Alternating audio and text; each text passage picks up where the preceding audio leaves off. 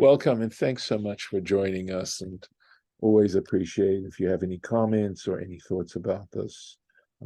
Very much appreciated. So, Baruch atah Adonai Eloheinu melech haolam asher kitshanu b'mitzvotav v'tzivanu la'asok b'divrei Torah.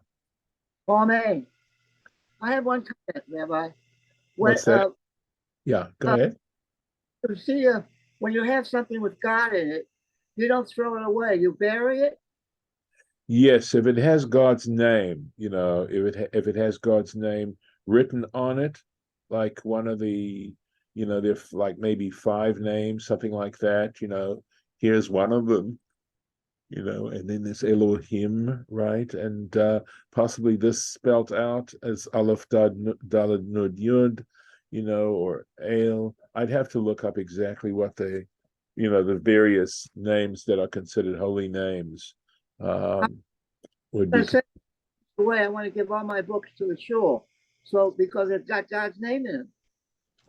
Okay. Well, if it's God in English, I don't think it counts the same way as if it is in Hebrew, like in a prayer book or a Tanakh or something like that. You can see, but hopefully the shul has a way of taking care of these things too. So, Okay. All right. So we had talked about the Torah's prohibition about consulting the dead, occult practices is what we call them. And we're going to go into a little bit of a different take based on this. So let's take a look. Ki hagoyim ha'ele, for these nations, asher ata yoreshotam, which you are about to inherit, El ma'onanim ve'el kosmim yishma'u. So, whatever that ma'onain was, right? We said we had Rabbi Akiva's explanation in the Chachamim, in terms of looking for times, to be able to look at what are propitious times. Ve'el kosmim, again, we had that definition of a kosem up here, because I believe it says here, ksamim. I had interpreted it based on the dictionary as a spellcaster, right? And let's see, let me find out where he has it, because I thought Rashi did have that in it. I have soothsayers and augurs. Thank you. There we go. All right. There we are. I was trying to see if I could find it in the Rashi, but I'm here. Kesem, Ksamim. The one who takes his stick, and this is the one who says, takes his stick, and he says to his stick, consults with his stick as to whether or not he should go a particular way, etc., etc. Okay. So they pay attention to these, right? They yishma'u, right? But for you, lochein, that is not the case. Natan lacha Hashem Elokecha, has the Lord your God given you. So in other words, that you'll see what has God given us. We'll see that in a moment, and that's who we're supposed to pay attention to, and not these soothsayers and augurs, as you mentioned, Golda. So let's take a look. So we're ignoring everything that Moshe did, right?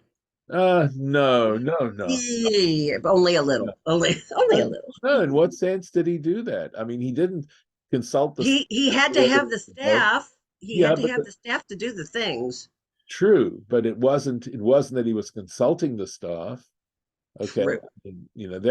That's the situation here. Is they're treating the staff. If he had treated the stick as an idol, as a decisor for him, that would be a different thing. But he never did. Okay. He used it to perform the miracles. That's what he did. That's not what they're talking about here. But I think it's good that you questioned it, Golda. I mean, I really do. I think we need to try to be careful about this. Anyway, Lochein natan lecha Hashem Elohecha. Not so did the Lord your God give you. Lishmoa el ma'onanim. To pay attention, right, to me'onanim, augurs, ve'el kosmim, and these kosmim. Sha'arei hishrash hina al hanaviim, because in fact, and Rashi is anticipating where this is going to go. He has caused his divine presence, the Shekhinah, to alight on the prophets, the Urim and Tummim. And not only that, we do have the Urim and the Tummim. They are a specific way, right, that the high priest had in which to foretell the future or to consult. So I know that it's not that different from some of the stuff he's talking about, but they are specific. And of course, the prophet is a different. When you read the prophets, of course, you realize that they aren't simply fortune tellers by any means, but they basically understand. And Maimonides, of course, goes overboard with saying they're just so rational, and they're able to, connect the dots and tell you the consequences of particular behavior, etc. And in that sense, they foresee the future. So here we go. Navi. I have a quick question. Sure, Dave. So, when we've been going through these passages, I've been kind of wondering, when we talk about the sticks and the sorcery and all that, yes. I mean, is that really, is that technology? I mean, in the sense of, in other words, I mean, basically, because in some sense, we rely on technology, or we shouldn't, though, worship technology, right? And I mean, that's what, that's the whole point here. But back then, of course, they didn't call it technology, it would be sorcery. But, if you look at, someone from, that period looks at today, they look at everything we do would be sorcery. So anyway, that's my question is that what we're really talking about here when we talk about, these kinds of things?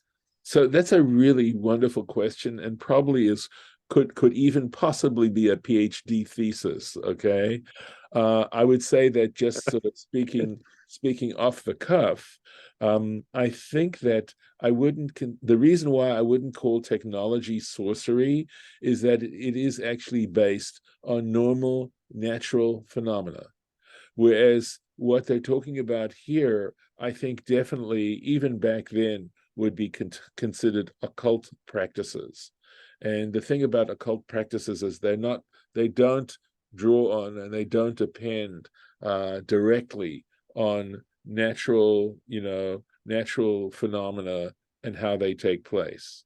Whereas there's no basis in science. That's what you're saying. And I understand that. Okay, that makes sense, because again, someone would mistake or think of what we have today as potentially sorcery, but like you said, from if they were from a different time. But again, that makes sense. It's based in science, not based in something else. Okay, thank you. Right. I mean, at least that's my initial response.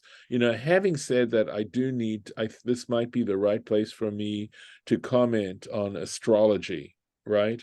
And the fact that this is based, of course, on the position of the planets and the stars and things like that. And does Judaism put astrology into the same category as what we've been reading? So it seems to me that the way we're defining things here does not include astrology, and that in fact that there may well be we talk about the mazal, right, which has to do with an astrological sign. And my sense is that there is a belief that we are influenced in these subtle ways, or sometimes maybe not so subtle ways, by these kinds of astrological issues. But the distinction may be a subtle one, but nevertheless it is a distinction. And that is that we also believe that God controls those particular signs. In other words, it is God who controls the way in which the stars appear and the movement of the planets, that because we believe in this transcendent level of existence, it's not the same as simply believing that the stars, that our fortune is determined by the stars, and that's all there is to it. Because at least within Judaism, because we believe that there is a divine element that actually controls these stars and that is apart from these stars in that sense, that we still can pray to God. There is that ability to pray to God and to therefore avoid what might be, astrologically predictable.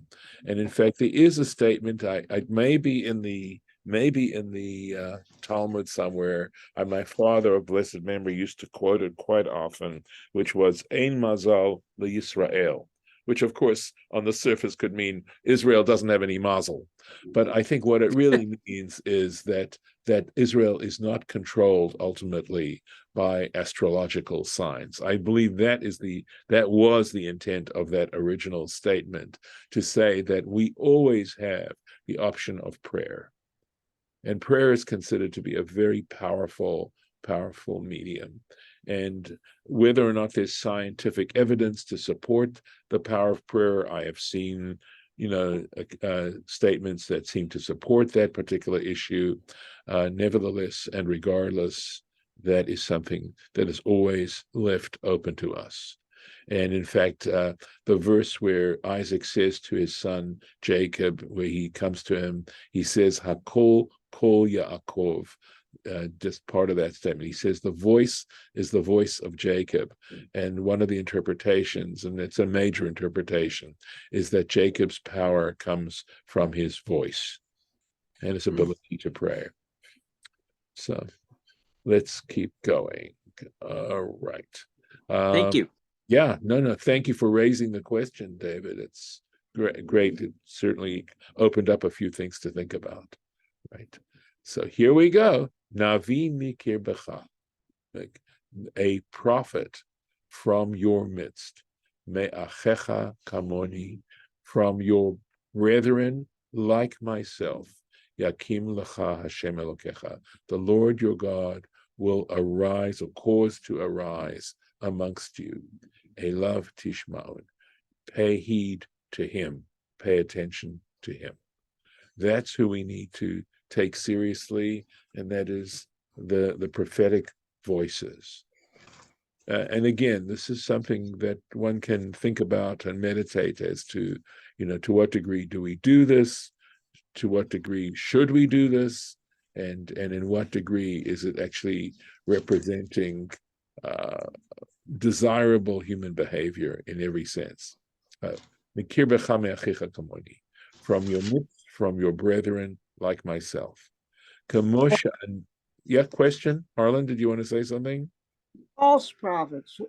The people coming up, Harlan, coming up right now.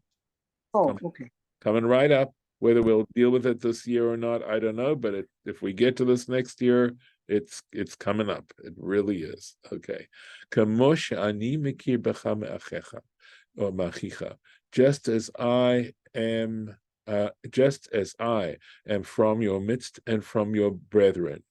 Yakim lachem, I'm sure this is just a botched print here. Yakim lachem tachtai. So he will arise amongst you in my place. V'chein menavi lenavi. And likewise from one prophet to the next. Let's take a look and see if there's any more Rashi on this. No Rashi. So let's keep going. Right here. It's just as all that you requested, right? You asked, Me'im Hashem Elokecha, from the Lord your God, Bechorev, at Mount Chorev, in other words, Mount Sinai, Beyom HaKahal Lemor, on the day of assembly, saying, this is what you said at the time, Lo Osef Lishmoa, I cannot continue to listen et kol Hashem Elohai, to the voice of the Lord my God, ve'et ha'esh hagdolah, and this mighty fire hazot, hagdolah hazot, this mighty fire, lo od, I cannot continue to gaze on the lo amut without dying. In other words, if I continue to do these things, I am going to perish. I'm going to die. No Rashis on these. Vayomer Hashem Elai, and God said, the Lord said to me, Heitivu asher diberu. They've spoken well. This is appropriate. This is just fine. No problem. Navi akim lahem. I will cause to arise amongst them a prophet, mikerev achehem, from the midst of their brethren, kamocha, just like you. This is what God said to Moses at the time, and Moses is telling the Israelites, right? V'natati dvarai befiv, and I shall place my words in his mouth, v'diber alehem, and he will speak to them, et kol asher atzavenu, all that which I command him. V'haya ish, and as for the man, asher lo yishma el dvarai, who chooses not to pay attention to my words, not to listen or to hearken to my words, asher yidaber bishmi, which this prophet understood, will speak in my name, anochi et rosh mi emo, I will require it of him, I will hold him accountable, is what this is saying. And now we get into it, right, Harlan? Ach hanavi. However, the prophet Asher Yazid, who intentionally, ledaber davar bishmi, who intentionally speaks of something in my name, et asher lo tziviti ledaber, that which I did not command him to speak. V'asher yedaber, and who speaks b'shem Elohim acherim, or who speaks in the name of other gods, umeit hanavi hahu, that prophet shall die. It's a capital offense to do this. Going on, v'chi tomar, and should you say bilvavecha in your hearts? In other words, if you should think, echa neda et hadavar, how do we know? How are we going to know that matter or that word? Asher lo dibro Hashem. How do we know that God didn't say this to him? How do we know? Asher yidaber b'shem Hashem v'lo hiyeh hadavar v'lo yavo. So the way we know, and this is not going to be easy, that which the prophet speaks in the name of God, v'lo yeh hadavar, and that particular thing will not be, right? Will not transpire. V'lo yavo, and it won't come. Hu hadavar, that is proof, right? That asher lo dibro Hashem, that the Lord did not speak to him, which doesn't sound all that helpful, right? In other words, what about until if he's predicting it off some at some point? Does that mean you have to wait until that point? Bezadon he has done it intentionally, Dibro Hanavi. That prophet has spoken, willfully. Lo tagur mimenu, you shall not fear him. So there is some Rashi on this, and this is the second time we're encountering the idea of the false prophet. And if I'm not mistaken, the first time where they talk about the false prophet, I think it is a little more helpful. And that is to say that if the prophet is telling you to do things that are not commanded in the Torah, that the Torah does not command you to do, or tells you to do just the opposite, I would say for sure, right? If he's telling you to contravene a negative commandment, then there are problems. Then you need to really question the validity of his prophecy. I will tell you that in actual fact, there are situations, I can think of two different situations where we have such issues. And in one case, it's simply part of a narrative. We know that God only wanted sacrifices made in the temple. And by the time Elijah showed up, the temple had been made, it was standing, etc. And yet he challenged the prophets of Baal on Mount Carmel, not in the temple, not in Jerusalem, and he offered up a sacrifice there. So that is an interesting situation, but we could certainly, I believe, say, well, the circumstances demanded it. He wasn't doing it as a routine offering, he was doing it as a test. Okay. But then we have the issue of Ezekiel. And Ezekiel, the book of Ezekiel, almost was not included in the canon of Scripture. because Ezekiel speaks about a temple, and many of the laws and rules involved in that temple do not necessarily jibe with the laws and rules that are mentioned in the book of Leviticus and Numbers in the Torah. So where is Ezekiel getting this? Well, regardless, maybe the answer is, well, he's talking about a third temple, and maybe also that there's enough about Ezekiel that certainly sounds legitimate and certainly is about appealing to the people to return to being faithful to God, etc. So there are these questions, but there may well be ways in which to satisfy them. So, Asher lo tzivitiv ladaver, which I did not command him to speak. Now, this is interesting. Aval tzivitiv lachavero. So, what Rashi is saying here is, I may have commanded them to his, to his colleague, but I didn't command him to say it. In other words, if he is saying in God's name that in other words, the idea is that God told me to say this, and that is not the case.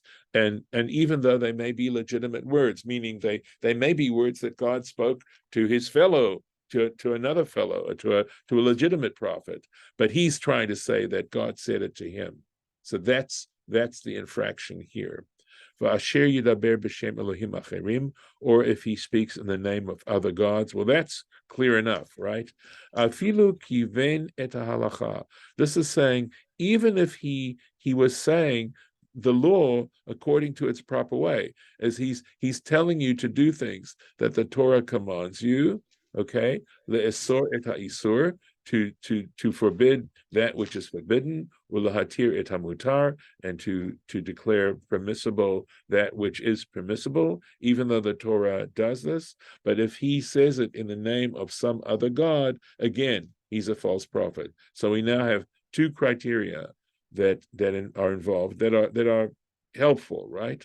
Umeit bechenek, he shall die. Bechenek, the way he's put to death is strangulation. Shlosha mitatan bidei adam. There are three of death penalties that are at the hands of human beings, right? And let's see. Okay, so let's see exactly what he's saying here. Hamit nabe ma shelo shama. In other words, I think what Rashi is saying is that there are three circumstances where the prophet is supposed to be executed by a human court. That's what he's saying. That there are three situations where the prophet is executed by a court, as opposed to leaving it up to God to take care of. Hamit nabe ma shelo shama. What we said above. In other words, who's prophesying something that, frankly, he himself never heard. Umashe no le'marlo, and what was never said to him. U'le'mar l'chavero, and something that was stated to his fellow. Va'amit nabe b'shem avodat kochavim, or someone, I think this is the second one, I believe.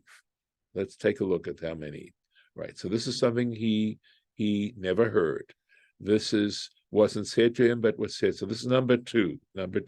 It was stated to his fellow. And one who prophesies in the name of some idol. Those are all three punishable by a court. Aval hakovesh et nevuato. But someone who doesn't prophesy, he holds back on his prophecy. V'ha'over al divrei navi, interesting. It says one who transgresses the words of a prophet. V'ha'over al divrei atzmo, and even if he transgresses his own words, in other words, maybe the prophet himself, mitatan bidei shamayim, their death is at the hands of heaven. Shenemar Anochi edrosh me'imo, because as we read above, it states, I will hold him accountable. I will hold him accountable. So I'm going to set them up. This is a good place. We are at a new chapter. So this is a new idea. We'll stop here for now. We'll pick it up in the future. So, any comments about the false prophet? Harlan, as you can see, we are dealing with it. We dealt with it. Any questions, any thoughts? Ken, it's good to see you. So lovely for you to be here. So any thoughts, any questions? Yeah, I have one. David, I see you do have a question. Sorry, you do have a question. Yes. No. So it seems to me under the okay, you went through the three circumstances, but if you've got somebody if you've got somebody that basically, the test is if somebody says it's from the word of God and then it doesn't happen, then basically they're a false prophet. That's one of them. I mean, the other ones that we talked about are somewhat, you can you can get evidence, if they've said in the name of another God, or if they've done, the three that you outlined are helpful. But the one where basically the test is if they've said it's in the name of God, it doesn't happen, they're a false prophet. But people, and I'm assuming the reason that's there is because people can use that to manipulate other people, right? I mean, you could say that, this event is going to happen, 20 years from now in order to influence people to do something that's in your interest. And then, knowing full well that, it's never going to happen or whatever it is. But basically, as a result of that, you gain power and influence. And, I'm obviously alluding to a few people around here that have done that. So what's but, there's no way to test that other than to wait for the thing not to happen, right? And just that's the part I'm struggling with. Right. Okay. So this is a thought I have, and I'm wondering if Rashi's interpretation, which of course is based on ancient interpretations to be found in the Talmud, etc., which are way back, are actually the way they understand the statement in the Torah where it says, if he says it and it doesn't happen. In other words, if you break apart the three examples that we had, in a sense, they're all things that never really happened. And that it's not talking about his ability to prognosticate and hold that over our heads. It's rather talking about the three different circumstances that Rashi spelled out for us. And that's what it means when it says, if he prophesies a thing and it didn't happen. Meaning, so for example, he says it in God's name, God never spoke to him. Okay. Right. We're going to trying to prove that one may not be so easy either. Right? Yeah. Right. Or the fact that it was said, or it never was said at all. In other words, just cooked up, or, these various different things that Rashi spelled out for us. And that's what it means, which is a lot more helpful at any rate. Not to say that it's a walk in the park, but at least it's more helpful than this prognosticating kind of proof, which sounds somewhat manipulative under the best of circumstances. Yep. So I appreciate your saying that, because it never occurred to me in the past that these particular three examples that Rashi gives us are in fact what it means when he says this. That makes sense. So essentially that's a decomposition of that statement, right? Exactly. Okay. Exactly. Yep. Okay. All right. That helps. Still tough, but it helps. I know. Yes. All right. So I'm going to let it go at here and wish everyone a good day. Sorry, let's just stop the recording.